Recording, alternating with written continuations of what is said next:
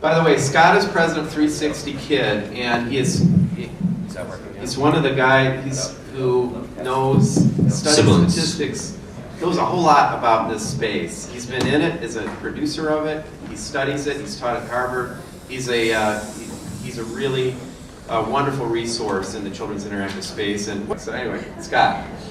Thank you very much, Warren. And as I was wanted to just say thanks so much for Robin Raskin and her help in believing in the content I have to share with everyone who is looking to make great product in the children's space.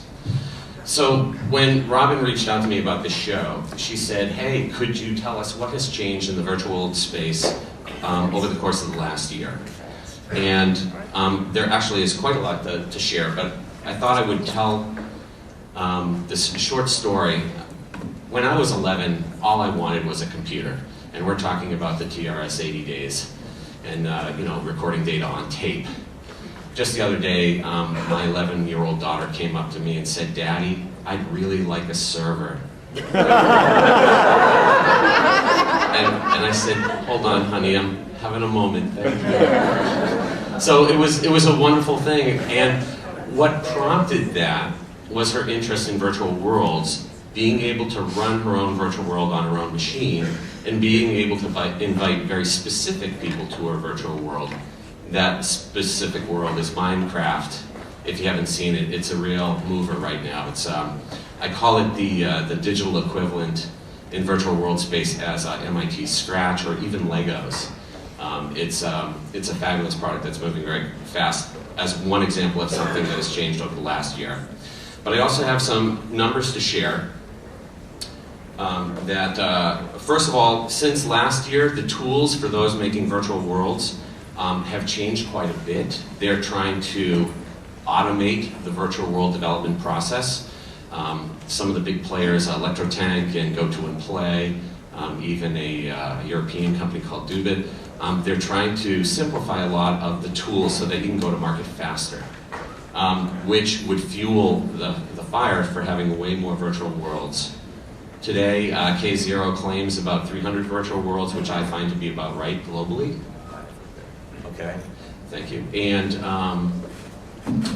K0 says within 2 years' time, we'll have about 800 virtual worlds, and I see these changes in tools will help fire that. That doesn't mean all of them will succeed. So let's take a look at some numbers. Now, I'm gonna just unplug my video for a moment because I have to call up some very hard-fought and developed numbers to refer to. Aside from running 360 Kid, I'm also a consultant in the virtual world space. So, in terms of just pure uniques, if I follow lots of virtual worlds. I follow specifically virtual worlds for 3 to 12-year-olds. Last year, in the virtual world space, there were of the 94 different worlds that I followed in 3 to 12 last year, they had about 23 million uniques across all of them. This year, for the same age demographic, there are about 30 million uniques, or an increase in visits of 30% to virtual worlds for 3 to 12-year-olds over the last year. Last year, in the top 10 commanded almost 70% of all traffic. And again, this is just uniques, this is not registered users. This year, the top 10 only command 62%. Why is that? There's a bit of a slide there. Well, there are many more virtual worlds. This year I'm counting about 106 for 3 to 12-year-olds. That's 12 additional worlds. And what's interesting, if you drill down on the data and look at the top 5, I have at the top of the list Wizard 101. They've increased their traffic by 5 times. Plug it again? Webkins, no, I'm intentionally not showing it. Webkins is on a slide. They're down 36% over the year. Club Penguin has done an amazing job of not losing much market share. They're only down a little less than 2% on the year. Pop Tropica, they've really been climbing quite a bit recently. They're down 16%, and some of the big winners, Jesse Shell, Pixie Hollow is up 22% over the year. And one of the big surprises and an award winner from last night's Cappy, awards is Moshi Monsters. They are up almost 2 times in traffic compared to last year this time. These are all US numbers, not North America, and Moshi has had greater success overseas for a while before really taking off here in the US. But with these numbers, the people that I think are interesting to watch this year, Disney's World of Cars, Minecraft, again, Minecraft.net. Nat Geo has Animal Jam that they just recently launched. An American Girl, Mattel has a new virtual world called Interstar U that just launched a few months ago. All of those are really worth watching this year. The bottom line, though, to me is these are all uniques, and I ask myself, who's making the money? That's another question altogether, and maybe our panelists can help answer it for us. To my left, I have Dr. James Bauer from Numedeon, who runs Whyville.net, and next to Jim is Jonathan, if you could tell me last name, I'm sorry. Bradbury. Bradbury. From Mattel, he is a technical producer there, not CEO as listed on the handout. No offense, one day. No, that's all right. Not yet. And David Lord, CEO of Knowledge Adventure and JumpStart World. And they will all share a little bit with us today about what they see are some of the changes going on in the virtual world space for kids. And I'll just open it up first here with David's presentation. They're going to talk a little bit about their product, and hopefully I would ask you all if you could share a little bit about the unique challenges of engaging tweens in a virtual world online, or you know, what your secret sauce is, whatever you can share in that regard. Sure. Okay, I'm David Lord with Knowledge Adventure. Go to the next slide. Okay. Scott. And for those of you who don't know Knowledge Adventure, we've been around for 20 years, founded by Bill Gross and Idea Lab, one of the first educational software players. Ultimately, the company was bought by Vivendi. That was part of the Blizzard Group, World of Warcraft. Vivendi went into trouble, the company struggled, some investors spun it out in 2004. We came in 2008. We have operations in Torrance. We have a technology center in Bangalore, and our 2 key brands are JumpStart and Math Blaster. I just moved ahead. Sure. So what are we doing in 2011? Our primary transition was moving from the #1 PC software provider in retail to being in an online space.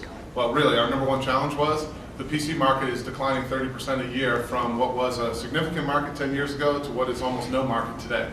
And if we stay in that market, there would be no more Knowledge Adventure. So our transition was to, it was really simple. We need to go to where the kids play. And that was our goal. So now, so we adopted a hub and spoke model. So there are a lot of brands out there. We call this our franchise model. Our hub, our anchor of our brand is online. So to get to the uniques, we tripled from last year, 2 years ago to this year, about 1.5 million uniques. So at JumpStart, that was our first world. We launched it January of 2009. And for us, the hub is the center point. That's our network effect. Once you start getting to millions of kids, you can really do a tremendous job, first of all, learning, secondly, of being able to promote your other products, your spokes. Our spokes, we moved into the Wii space. We had the #1 children's title for 11 months last year. Had the #1 market share at the children's space. Oh, you already moved past one? Oh, sorry. Yep. You want me to go back? Yeah, if you don't mind, just no, one. no trouble. So we've got Wii titles, we've got DS titles, we've got PC Mac titles. So those are ways that we can monetize the content that is on JumpStart. We moved into the mobile space, iPad, iPhone, Droid. And then now that our brand is out there, now that we've got a franchise with millions of kids each month, now we can move into the licensed content. You'll see puzzle games, backpacks, comic book series, all starting in Q1 of this year now. Now you can go ahead. Okay. So what we're here at CES this year doing, we launched JumpStart in January 2009 here at CES. This year we've launched our second franchise. It really took us 1.5 years to build a platform. We're a 3D world, it's a game engine, we use the Unity engine. Once that platform was done and built out, we were able to launch our second franchise, Math Blaster, in 100 days. So that launched Thursday here. We moved, JumpStart is a 3 to 10-year-old world. It is heavy on the learning. Math Blaster is a first-person shooter, 7 to 12-year-old math learning. So, and our franchise model is Dr. Brain moves into logic, casual games. That launches in April. We have a racing game that will be supported with Wii and mobile applications. That'll be our first ubiquitous game. Any device, all real time, playing against each other. Good. Yep. So, probably hard to see. I guess we'll just go to the videos, but this is a little bit of the video of Math Blaster. You know, we launched it 2 days ago. It's already moving. The only folks we're sending there are folks from JumpStart right now. We just kind of use our loading screens and start to inform our kids, only members, and it's already doing pretty well in day 3. So we'd like the ability to kind of network among our users and offer various products, which gets us into that age demographic. We want to be important to a family. And the other thing that we did, because it's all built on a common platform, is one membership. If you're a member of JumpStart, you get this for free. All of our properties will be built along the same concept. So this is Math Blaster, that's the hub. We get into much more of a social, you're collective playing, you start in the world with a red alert. You and all of the other game players immediately defend the spaceport. So we get into the social, we get immediately into, now you're competing against all of the other little kids that are on there. You can challenge folks, all that wonderful stuff. The Academy, no knowledge venture product would be complete without an Academy type product. That's where you go play learning games. It'll also be, as we move forward, where you, as you're starting, as we might assess that you need more skills, that's where you'll go to learn those skills and maybe push the gameplay down a little bit and move more into education. And the Hypercycle, which also launched on the iPad last week as Hyperblast, is a great interactive cycle racing education mapping. And Zapper. Okay. So then we brought a few videos that just kind of talk a little bit about what the new JumpStart is.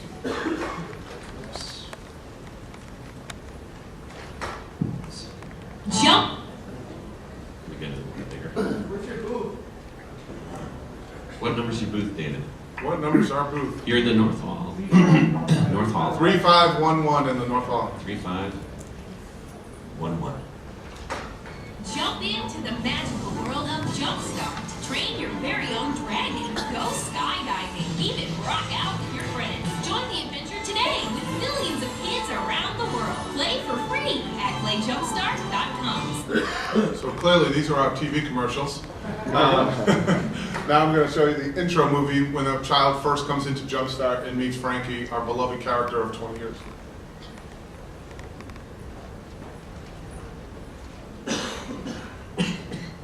Hello, my friend. Welcome to JumpStart. I'm so happy you came to play. I'm Frankie, and I have so much to show you. So let the tour begin. The Jumpy Creator is where your adventure starts. Create a Jumpy to look like yourself, or get as creative as you like. Now let me show you a handy little tool, the map. If you're ever at a loss for where to go, the map is your best friend. Just point and click, like this. Grab your hiking boots and hang on to your hat. The adventure that awaits you on Lost Island is gonna blow you away. As you play activities, you'll earn coins. The counter here will keep track of what you have. You can spend your hard-earned coins on new styles for your Jumpy at JS Threads. Styles change like the seasons. Check back often to see what's new. The more you play, the more Jump Stars you'll earn. Check out the Hall of Fame to see how you rank with the rest of the JumpStart community. There's so much fun to be had, and even more if you become a member.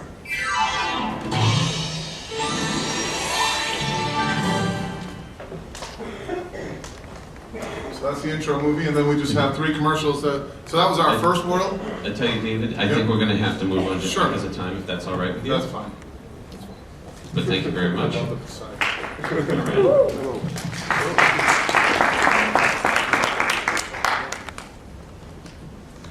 Is it me? Okay. Next up, We're going in order. Can you hear me all right? Yeah, I guess so. Wow. I was told these mics were quiet. So, my name is Jonathan Bradbury. I'm not the CEO like was pointed out too bad, but Sorry. I got a little excited when I saw it. I was like, wow. But you're a famous science fiction writer. Yes, Ray Bradbury, my uncle, right? At least that's what I used to say. But anyway. So I'm here to have a brief conversation about Hot Wheels Racing Circuit, which is one of our virtual worlds, but it's more of a social networking site that surrounds a really big racing video game.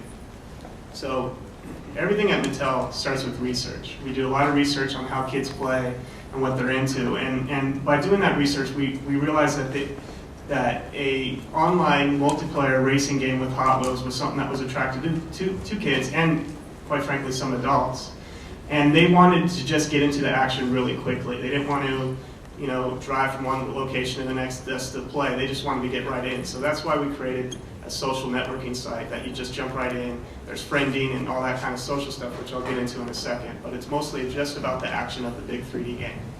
So we can go to the next slide. So we were trying to really target kids that were getting to the tail end of playing with the toy sets and still wanted to engage with the brand of Hot Wheels. And so we were really going after the 6 to 10-year-olds. And we wanted to touch on some relevant play patterns for them.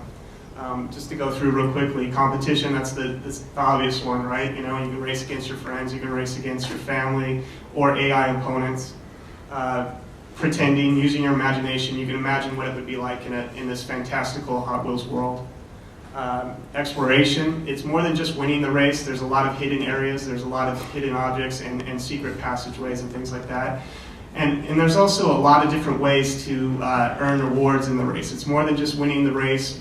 There's 8 different trophies per, so you want to explore. And also the tracks, each lap is its own story. It kind of evolves. It starts off like, for example, on that dinosaur track, that dinosaur's in an egg on one lap, and the next he's kind of bigger, and then the next one he's a big guy trying to grab you. So it's kind of like a storytelling, like a 3-act play if you think of it that way. So again, the virtual, the tracks are really just, if you can imagine a Hot Wheels play set in real life, that's really what these tracks are. So they have these big creatures trying to get you, besides the racers that are also trying to get you as well and beat you. We added an element of battling to it, done in a safe way. There's weapons, there's that strategy of, rock, paper, scissors, this weapon counteracts that. So it's more than just racing. You want to also use the strategy of the weapons in order to win the race. But it's done in a safe way. There's no death, mayhem, or destruction. It's all kind of done fine. So there's several different ways to play. Before I get into the car customization, it's really cool. It's fine. You can leave it there. So there's several different ways to play. You can play multiplayer in real time. You're all online right now. Let's play.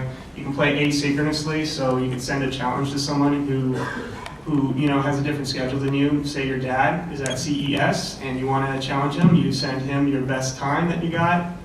Dad comes home from CES or goes to his hotel room and he checks out. Okay, I'll beat that, and then he can race against his son. So it's kind of a good way to tap into people with different schedules. So you can also, if you're not ready to race real people yet, you can also race single player against AI. And the AI has its own unique personalities, its own unique play patterns and things like that. So it's like you're racing a real person and not just drones. In fact, when you get shot or you shoot somebody, a little dialogue box pops up and kind of does some trash talking. Just as if you were in the room with somebody, what would you be doing? If my little brother shot me or something, what would you be saying to him, kind of a thing. So it's all done in a fun way, but it kind of simulates chat that you would have in a real-time game, but without having to type and drive at the same time, which would probably be difficult. So besides the game, it all starts with customization. So you earn credits, in-game currency, as you play the game, and you can use that to buy Hot Wheels original cars. You can add paint colors to them, you can add rims to them, and then the weapons that I talked about earlier. And you can also name it. So you can really make it personal to yourself and what you feel you want and you want to use. Okay, so you've been playing for a while and you want to see where you rank in the community. We have leaderboards. And one of the things that we saw in research with leaderboards and a lot of these sites is that they they really are only meaningful for the kids that have been playing for a long time or play the most. And what we wanted to do is make a leaderboard relevant to everybody that plays on Hot Wheels Racing Circuit. And so we provided a number of different filters that you can filter the data by. You can filter it by, hey, where am I on this list? I only want to beat my top scores. You know, you can filter by your friends. I just want to see where I rank among my friends. You can also filter it by time. You know, I wasn't the best yesterday, but I am today.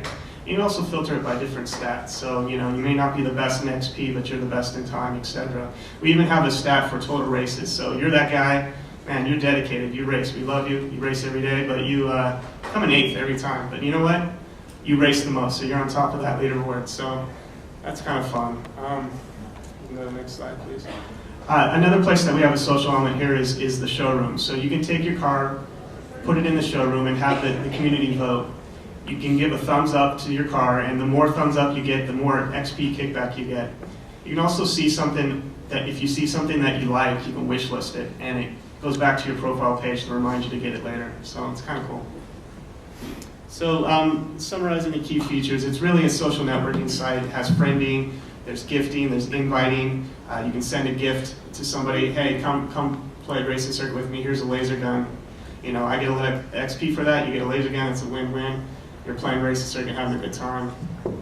There's community with the leaderboards and tournaments and multiplayer racing.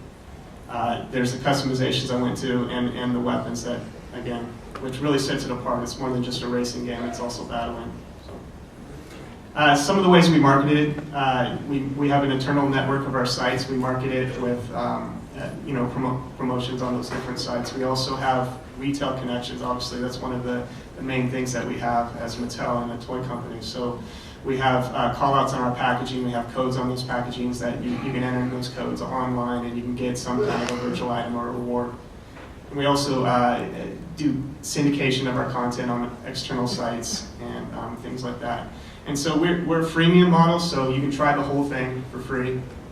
And you just get, by buying in, you get permanent access to all the premium stuff. But you can try everything through invites. So that's pretty much it. That's enough talking. Let's get to the video.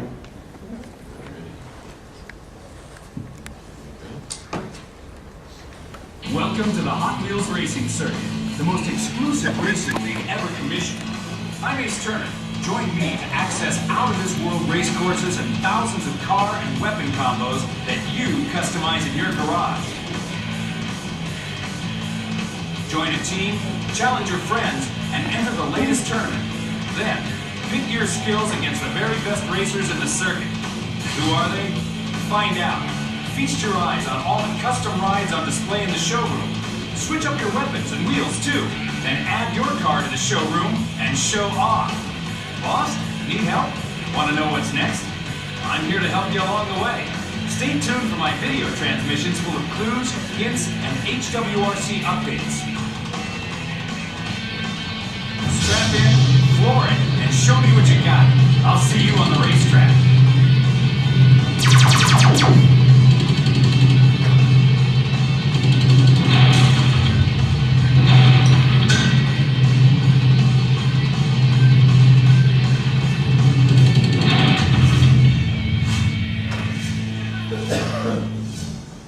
Thank you. That's Hot Wheels Racing Circuit. Next up, Jim Bauer of Numedeon with Virtual World Whyville. And I just would want to point out, I mean, I've been on a lot of Virtual World panels, and this is the first time where I've had two panelists that have an educational product. Which, Who's the other one? Oh, sorry. We have economics. yeah, that's right. Well, you know, Hot Wheels and you. Yeah. Good. No, Good. that's right. So I'm Jim Bauer. I've been in this business since 1987. Launched Whyville in 1999. So we're approaching our 12th anniversary. I have about 7 million accumulated members. 10% of the kids that registered in the year 2000 came back in the last month, which means they're no longer kids. How many of you know about Whyville? Good. Why don't the rest of you know about Whyville? That's a real question. Why not? You haven't told us what it is yet? That's right. You will know about Whyville at the end of this, a little bit, not much, a little bit. Because actually, to understand Whyville, you can't look at a PowerPoint. You can't look at a video. I actually have a video loaded, which was actually made by a child. Sort of interesting. What? So, Whyville, WHYVILLE.net. Yes. So if you really want to understand what Whyville is, please go. You're welcome. It's free. We like adults. We actually think adults and kids should interact on the internet. We actually think it's a positive thing, the right context. But the reason you don't know about us is because we don't spend millions of dollars marketing to you or anybody. In fact, we have 7 million users without having spent basically a dime on marketing. So I think that the purpose of this panel was to ask the question, how do you survive in this business? And what are the characteristics of a virtual world which engage kids? And let me make a distinction, which many of you have probably heard of. Actually, the first time I used the word engage was in the first presentation I made in 1999 when I was trying to figure out what is it different about the internet, right? And so I came up with this idea, maybe it's engage. It's an engaging media. It's not a push place, it's a pull place. It's a place where you use it. And the more you use it, the more it is yours, the more you want to be there. Okay? So I think the original email I got said, talk about how you survive in this business and how you deal with the ever-growing number of virtual worlds, which basically are kind of all the same. Largely all the same. The answer from our point of view is you build loyalty. And the way you build loyalty on the internet is actually to make the thing that you're building be something you are building with your citizens. In Whyville, one of the first things we did was, actually it's a funny story, I'll tell it briefly, for those of you who've never heard it. When we launched Whyville, we made a bunch of, we wanted to have avatars, we wanted to have avatars you could customize, so our artists made a bunch of avatar parts. One of the first things that came up in Whyville was something called Pick Your Nose, where you could literally pick your nose and your eyes, your mouth. And within about 35 milliseconds, the kids wrote back and said, your parts are dumb. So we opened a factory, the Y-Parts factory, in which kids could make their own parts. And ever since then, kids have been making their own parts and selling them to other kids. We had for clams, Whyville's internal currency. So we now have about 2.5 million face parts constructed by children. I was asked at a panel recently, how do we know our face part parts are what children want? This is a strange question. They made them. We're actually talking to an apparel company about making in the real world the clothes that our kids make in the virtual world. Right? Because the apparel company came to us and said, we try to guess every year what kids want. If we don't guess properly, we lose a lot of money. Maybe we should just build them what they want. They build themselves. One other thing that we just launched on Christmas or New Year's Eve, and this is actually related to one of the awards that was given last night to GameStar Mechanic. We actually think that not only should kids be uploading videos they make, they should be making games. Why not have the kids make the games? So we actually have a platform in Whyville now where kids can make their own games, and they can do it collaboratively. They can make Angry Birds. In fact, it's a physics-based, except they can make them angry whatever they want. And when you make the game, you actually sit there with a gaming platform in front of you, and your avatar friends are all sitting there designing the game together, and then someone says, okay, let's try it. And they all jump in and try it, and then they say, wait a minute, I don't like this, it doesn't work right. They get back out and they redesign. So if our stats on things we normally do in Whyville turn out to be what happens in this case, within months there will be tens of thousands of apps made by kids, marketed by kids, plans used by kids. Okay? And those kids are going to stay and do that because it is something they have done. It's a pull activity, not a push activity. I realize that's sort of a hard message for people that are in the business of designing things for kids. What I'm telling you is that I deeply believe that the future of real interactivity is truly interacting with your customers, your clients, to have them involved in this process. That's why Whyville still exists 12 years later. By the way, we were the first virtual world, so it's very unusual in technology for the first thing to still last after a long period of time, especially when big boys get in the game. Right? So we've lasted for a long time, and I think that's the reason. One last point. Several people have said so far today that it's important to engage parents and engage your family. I think that's really true. A company called Media Chaperone came to us about a year ago and said, we have a great idea. We're going to make an app on Facebook and on various mobile platforms where we can tell parents if their kids are behaving badly online. I said, parents don't want to know their children are behaving badly online. They want to know their children are behaving nicely online. They want to know that their kids are learning online. They want to actually see the same light in their kids' eyes that they would like to see when they read books. They want the same kind of positive report card coming back. So maybe what we should do is design an app that keeps parents informed about what their kids are doing online, and then allow parents to actually reward the children in the world they live in for their positive success and achievement. That app exists. It's called Piggyback. Okay, it's the interaction between parents and grandparents. Don't forget them. And kids is already moving forward.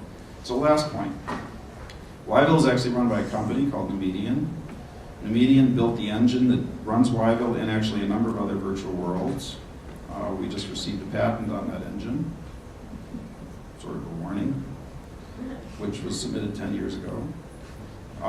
And we are very optimistic about continuing to survive moving forward with our children helping us do it. Excellent. Thank you very much, Jim. I noticed Warren just stepped out of the room, and believe it or not, we are a little early on our panel. I don't know if you're ready, Warren?